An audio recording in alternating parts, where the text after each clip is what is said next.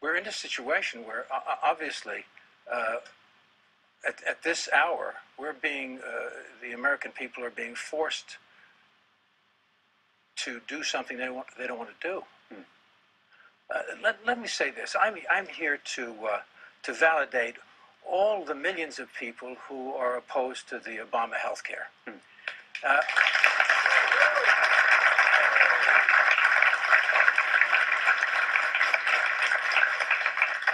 We're witnessing a slow and steady takeover of our true freedoms. We're becoming a socialist nation, and Obama is causing civil unrest in this country. What's going on? Well, we see, first of all, that the stimulus package didn't work. And now we see the government taking over banks. We see the government taking over car companies, insurance. We're being told what cars we can drive, how much we can make. And now they want to take control of our health care and tell us what doctors we can see and what treatments we can have. The people don't want this. They don't want the government into their lives in this way. And they're happy with the health care they have. But it seems that Obama has made this a personal crusade now. And if it's successful, if he brings this off, then it will be his personal triumph. He says, he keeps repeating, this is not about me, this is not about me. He says that, but as we can see, it really is about him, and he's arrogant, and he's adamant that he's going to get this passed no matter what the outcry. And he's trying everything, even the so-called God card.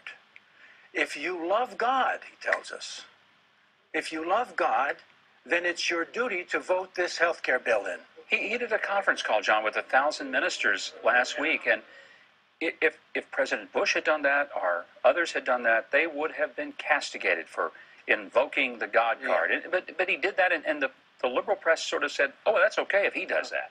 Well, I say that they're taking away God's first gift to man, our free will. And if...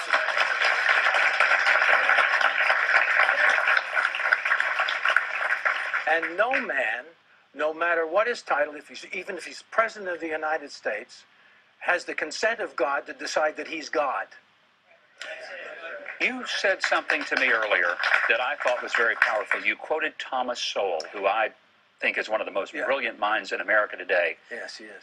And something that he said, do you have, because I want to, you have it. Because I think it was Suddenly, very powerful. It appears, and people, some people said to me, you're getting on the old side. There's a lot of that stuff of getting on the old side.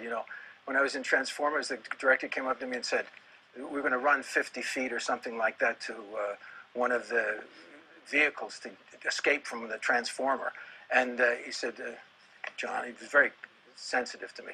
Do you think you can do this? And I said, oh my God, I'm not that bad. And of course, and they say, and people say to me, how can you read like that? I write big. But anyway, I would want to read this quote, and this is what this great man, one of the wisest of our fellows, has said, this African-American writer. What they are trying to do is create an America very unlike the America that has existed for centuries. The America that people have been attracted to by the millions from all over the world. The America that many generations of Americans have fought and died for.